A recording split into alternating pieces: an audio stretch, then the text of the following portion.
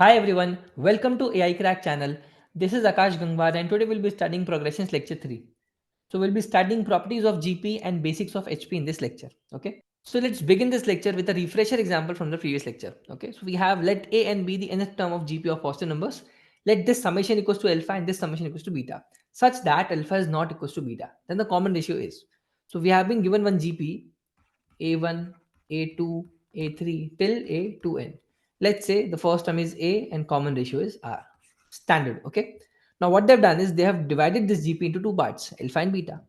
So alpha is having the terms with E1 subscript, okay, A to N, where N is going from 1 to 100, okay? In this case, subscript is odd and also N going from 1 to 100, okay? So alpha is A2 plus A4 plus A6 till A200, okay? Now, if we want to write this in terms of A and R, what we'll be getting? A2 is nothing but AR, right? A4 is nothing but AR cube. A6 is nothing but AR is per 5 till, and this is nothing but AR is per 199. Okay. Now, if you want to write beta, beta would be A1 plus A3 plus A5 till A199, right? Now, if you want to write this in terms of A and R, we'll be getting A1 is A nothing, right? And A3 is AR square, A5 is AR raised per 4, and A199 would be AR raised per 198. Okay. Now you can see that this and this, both of them actually are individually a GP, right? They both are GP. But over here, the first term is AR and common ratio is R square. Over here, first term is A and common ratio is R square. Okay. So let's try to find out the summation alpha and beta. Okay. So alpha would be first term, that is AR, right? Multiplied by 1 minus R square, that is common difference, raised per n, that is 100, whole divided by 1 minus common difference, right? Now if we talk about beta, that would be first term, that is A, multiplied by 1 minus R square raised by 100, because common difference is R square and number of terms is 100, and divide by 1 minus R square. Okay. Now I can see that this term and this term is same. Also we have A in common. What is different in alpha and beta? That is R only, right? Everything is same, but we just have additional R over here. So if you want to find out R, what we can do, that would be alpha by beta. Okay. And now let's solve this question. If in a GP of 3 n terms, S1 denotes the sum of first n terms, S2 denotes the sum of second block of n terms, and S3 denotes the sum of last n terms, then S1, S2, S3 are in AP, GP, HP, or none of these. Okay. So what they have done is they have given a basic GP of 3 n terms. So let's write those terms. So first term is T1, second term is T2, third term is T3, and we have nth term as Tn. Then we have n plus 1 term, n plus 2 term, n plus 3 term till t2n. Then we have t2n plus 1, t2n plus 2, t2n plus 3 till t3n. Now what they have done is they've taken this summation and this summation and named it as S1, S2 and S3. Now let's write S1 first.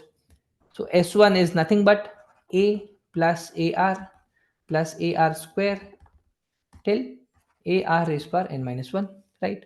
Now S2 is AR raised per n plus AR raised per n plus 1 plus AR raised per n plus 2 till AR raised per 2n minus 1. Okay. And now S3, that would be AR 2n plus AR raised per 2n plus 1 plus AR raised per 2n plus 2 till AR raised by 3n minus 1. Okay. So we have n terms in this one, n terms in this one, and n terms in this one. In this case, if you want to write down the summation, we'll be getting A times 1 minus R raised per n, because common ratios are only, divided by 1 minus R, right? First term is A over here. In this case, first term is AR raised per n. We've got AR raised per n multiplied by 1 minus R raised per n, because common ratios are only and number of terms is n, divided by 1 minus R. In this case, what we have got AR raised by 2n multiplied by 1 minus R raised by n divided by 1 minus R, right? And now if you look at S1, S2, S3 carefully, you can see that S1, S2, S3 are also in GP with the common ratio of R raised by n, right? In this case, we have A. In this case, we have AR raised by n. In this case, we have AR raised by 2n. Basically, everything is common, but one thing which is getting multiplied over here, that is r is per n. So common ratio is r is per n. So S1, S2, S3 are also in GP. Okay. Now let's talk about properties of GP. And these are more or less similar to AP only, but with slight differences. Okay.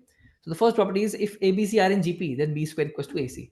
So we can simply say that when ABC are in GP, B by A equals to C by B equals to R, right? Common ratio. Now if we cross multiply them, we'll be getting B square equals to AC. Simple. Okay. Now, if we talk about the second one, the common ratio can be positive or negative, but not zero. Why? Let's say we have the first term as A. Now, if common ratio is zero only, in that case, second term would be zero, third term would be zero, fourth term would be zero, and so on. Right? Every single term after that would be zero only. Right? Now, if you take, let's say this is T2 and this is T3. T3 by T2 should be R, right? And this case will be getting 0 by 0, which is not defined. Exact 0 by exact 0 is not defined. So that's why R cannot be 0. Okay.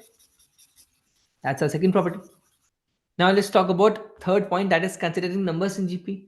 Now if you remember from AP, we chose numbers like A minus D, A plus D to maintain the symmetrical edge, right? To maintain the symmetrical edge over here, right? That would have helped us in problem solving. And this case will also maintain the symmetrical edge. So what we'll be doing, we'll be choosing three numbers like A by R, A and AR. If you talk about four numbers, what we'll be doing? We'll be doing A by R cube, A by R, AR and AR cube, right? So this is how you have to choose three or four or five numbers, whatever. Okay, maintaining the symmetrical edge. Now the fourth point says the product of terms of GP equidistant from the beginning and end is constant and equal to the product of first and last terms. Now if you remember from AP, we had the same property but for summation part, right? Over here we have it for the product. Okay, so let's say we have seven terms: T1, T2, T3, T4, T5, T6 and T7. So T1 would be A, T2 would be AR, T3 would be AR square, T4 would be AR cube, T5 would be AR is per 4, T6 would be AR is per 5, T7 would be AR is per 6. Okay. Now T1 multiplied by T7, that would be A dot AR is per 6. That is A square R is per 6. Now if you take 1 unit distance over here and 1 unit distance over here, basically multiplying T2 and T6. So T2 multiplied by T6, that would be AR multiplied by AR is per 5. Now that again comes A square multiplied by A is per 6. R is per 6. Okay. Now we have proved that property. Now the fifth point says if each term of GP is multiplied or divided by or raised to the power by the same non-zero number, then the resulting sequence is also GP. Now in this case, we don't have addition or subtraction to the GP, right? We don't have that kind of property, but we have multiplication, division, or raised to the power. Let's take the same example once again. Let's say we have AR square, AR cube, AR is per 4, AR is per 5, and AR is per 6. Okay. Now what we are doing, we are multiplying, let's say K over here. Now in that case, we'll be getting KA, KAR square, KAR cube. You can see that common ratio is not changing, right? But it's also a GP. You can see that we have a common ratio. We have a first term over here. Common ratio is still not changing, but still a GP, right? Now, similarly, if we divide by some number, let's say K, once again, if I divide by K, in that case also, first term is changing, GP is changing, but common ratio is still not changing and still a GP, right? Now, third part is we are raising this to a certain power. Let's say we are squaring it, squaring every term. So what we are getting over here, we are getting a square, we're getting a square r square, we're getting a square r is per 4, we're getting a square r is per 6, right? And so on. You can see that GP is changing. Common ratio is also changing over here, right? N terms are also changing. Everything is changing over here. In this case, common ratio is also changing. Okay. Now the last property is if A1, A2, A3 are in GP where each A1 is positive, then log A1, log A2, log A3 are in AP and its converse is also true. Okay. So let's say we have five terms over here: T1, T2, T3, T4 and T5. These all are in GP. So this is A, this is AR square, this is AR, sorry, this is AR, this is AR square, this is AR cube, this is AR is per 4. Okay. Now these terms are in GP. Now let's take log on each number. Okay. So we'll be getting log A over here. This is log AR, this is log AR square, this is log AR cube, and this is log AR is power 4. Okay. Now using the property of log, we can write this as this one is same log A. This one becomes log A plus log R. Okay. Now this one becomes log A plus 2 log R, right? And so on.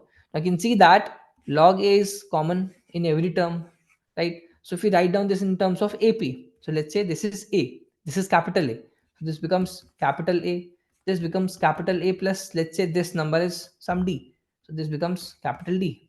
Now let's say this is A and this becomes 2D. Okay. So we can see that we have formed an AP over here. A plus D, A plus 2D.